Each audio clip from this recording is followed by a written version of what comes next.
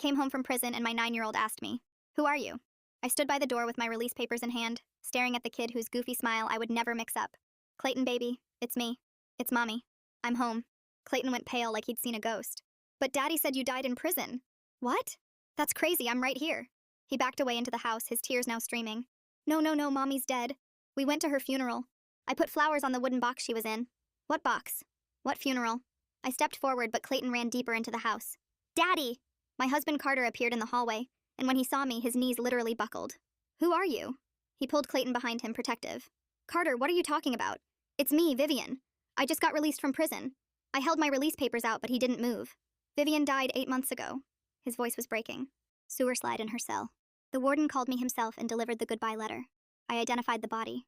We buried her. My legs felt weak. That's impossible. I wrote you letters every week. I called when I could. We talked about Clayton's birthday 3 weeks ago." Carter shook his head slowly. "I haven't gotten a letter or call in 8 months. Not since," he paused, "since my wife died. I don't know who you are or what kind of sick game this is, but you need to leave." "Game? Carter, I'm your wife. We've been married for 12 years. He walked to the kitchen drawer and pulled out a folder.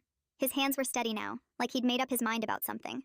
Inside were documents, a death certificate with my name, official prison letterhead saying I'd taken my own life, a program from my funeral with my picture on it. "This is my wife's death certificate," he said quietly, "signed by the prison doctor." I stared at the papers. They looked real. Official seals, signatures, everything. "This is fake. It has to be. Someone's lying to you." Clayton peeked around his father. "You smell like Mommy," he whispered to me, "like her shampoo." But Carter remained firm. He pulled Clayton back gently. "Buddy, I know you miss Mommy, but this isn't her. Sometimes bad people pretend to be someone we love." The way he said it, so protective, so sad, made me feel crazy. That's when a woman appeared from the hallway. Blonde, maybe 30, with her hand resting on a visibly pregnant belly. She looked about 7 months along. "Carter? Is everything okay?" She walked over and touched his arm. "This woman says she's Vivian," Carter said quietly.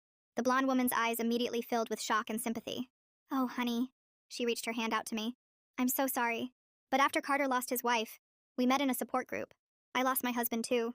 I know how horrible grief can be." She turned to Carter. "Should I call the police? You married someone else?" My voice cracked as I saw the ring on her finger. "It's been 8 months and you're already having a baby with someone else?" I grieved. I moved forward for Clayton. "Cassandra has been wonderful with him." Cassandra squeezed his hand. "Clayton, sweetie, why don't you go to your room while we handle this?" Clayton looked at me one more time. He was starting to believe me. "But she has Mommy's voice too." I gave him our signature smile that used to mean pancake time. "She did the smile." Cassandra kneeled down to him. "I know, sweetie." Clayton's eyes lit up. "Can I go hug her?" he asked hopefully. "No,